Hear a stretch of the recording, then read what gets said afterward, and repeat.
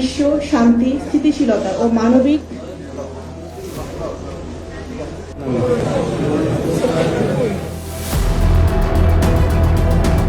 মঞ্চে বসে আছেন শিক্ষামন্ত্রী কিংবা বক্তব্য দিচ্ছেন পররাষ্ট্র প্রতিমন্ত্রী। ঠিক সেই মুহূর্তেই লোডশেডিংয়ে অন্ধকার চারপাশ। এবার এমনই বিব্রতকর মুহূর্তের ভিডিও ভাইরাল হয়েছে সোশ্যাল মিডিয়ায়। পররাষ্ট্র প্রতিমন্ত্রী শামা ওবায়েদের বক্তব্য চলাকালেই হুট করে বিদ্যুৎ বিভ্রাটে রাত নামে সভাস্থলে। এ সময় মোবাইলের আলো জ্বেলে পরিস্থিতি সামাল দেওয়ার চেষ্টা করেন আয়োজক ও বিএনপির নেতাকর্মীরা। শুধু শামা ওবায়েদ নয়, আরেকটি অনুষ্ঠানে একইভাবে লোডশেডিংয়ের মুখে পড়েন শিক্ষামন্ত্রী আ.ন.ম এহসানুল হক মিলন। সাম্প্রতিক সময়ে গ্রাম থেকে শহর পর্যায়ে তীব্র লোডশেডিং যখন আলোচনার কেন্দ্রে, ঠিক তখন মন্ত্রী প্রতিমন্ত্রীদের সভায় এমন বিদ্যুৎ বিভ্রাটের ভিডিও নিয়ে সমালোচনায় মেতেছেন নেটিজেনরা। প্রশ্ন উঠছে, ভিআইপিদের অনুষ্ঠানেই যদি বিদ্যুৎ বিভ্রাটের এমন চিত্র দেখা যায়, তবে শহর পেরিয়ে গ্রামাঞ্চলের ঘরে ঘরে লোডশেডিং এর মাত্রা কতটা ভয়াবহ।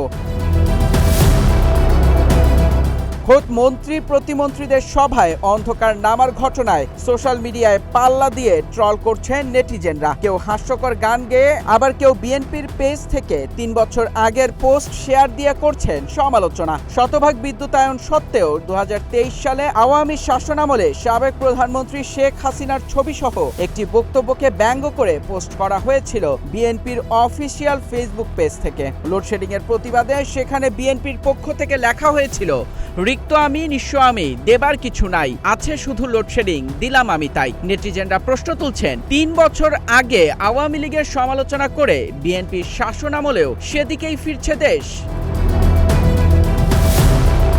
এদিকে মাত্রাতিরিক্ত লোডশেডিংয়ে জনমনে বাড়ছে ক্ষোভ, আতঙ্ক ছড়িয়ে পড়ছে বিদ্যুৎ বিভাগে। দিনাজপুরের আফতাবগঞ্জ বিদ্যুৎ অফিসে হামলা ভাঙচুরের দাবিতে ছড়িয়ে পড়া একটি ভিডিও ফুটেজ ভাইরালের পর আতঙ্ক ছড়িয়েছে দেশের অন্যান্য অঞ্চলের বিদ্যুৎ অফিসগুলোতেও। এরই মধ্যে বিদ্যুৎ অফিসের নিরাপত্তা চেয়ে থানায় আবেদন করেছেন গোপালগঞ্জ ও নীলফামারী সহ কয়েকটি বিদ্যুৎ অফিসের কর্মকর্তারা। তীব্র লোডশেডিংয়ের কারণে গ্রাহকদের ক্ষোভ থেকে যে কোনো সময় দপ্তর, উপকেন্দ্র বা কর্মকর্তা কর্মচারীদের ওপর হামলার আশঙ্কা করছেন তারা।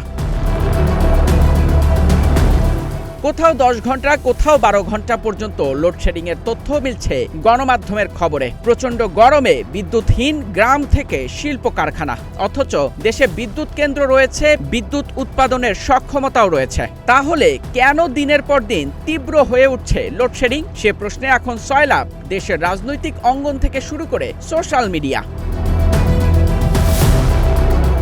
সরকারি তথ্য বলছে, গত রোববার রাতে দেশে লোডশেডিং এর নতুন রেকর্ড হয়েছে 3757 মেগাওয়াট। একই দিন বিকেল 3টায় সর্বোচ্চ লোডশেডিং ছিল 3671 মেগাওয়াট। অর্থাৎ মাত্র কয়েক ঘন্টার ব্যবধানে 2 বার ভেঙেছে লোডশেডিং এর রেকর্ড। বর্তমানে জ্বালানি সংকট ও মেরামতের কারণে দেশের 41টি বিদ্যুৎ কেন্দ্র পুরোপুরি বন্ধ। কারিগরি ত্রুটি ও জ্বালানি জটিলতায় দিনাজপুরের বড়পুকুরিয়ার 3টির মধ্যে 2টি ইউনিট বন্ধ রয়েছে বলে সরকারি জানানো হয়েছে।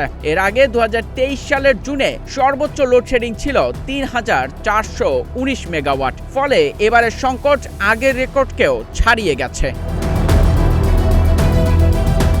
লোডশেডিং এর প্রভাব সরাসরি পড়ছে সাধারণ মানুষের জীবনে। চাহিদার তুলনায় বিদ্যুৎ সরবরাহ কমে যাওয়ায় সবচেয়ে বেশি চাপ পড়ছে শিল্প খাতে। বিদ্যুৎ ও গ্যাস সংকটে বারবার বন্ধ হচ্ছে শিল্প কারখানার উৎপাদন। পিডিবি ও পেট্রোবাংলার আশা, এলএনজি টার্মিনাল সচল হলে এবং কয়লা সরবরাহ স্বাভাবিক হলে লোডশেডিং কিছুটা কমবে। কিন্তু সাময়িকভাবে সংকট কমলেই কি সমাধান হবে, নাকি জ্বালানি নিরাপত্তায় দীর্ঘমেয়াদী পরিকল্পনার অভাবই বারবার ফিরিয়ে আনবে এমন অন্ধকার? মেহেদী ইসলাম সোহাগ, গ্রিন টিভি ডিজিটাল।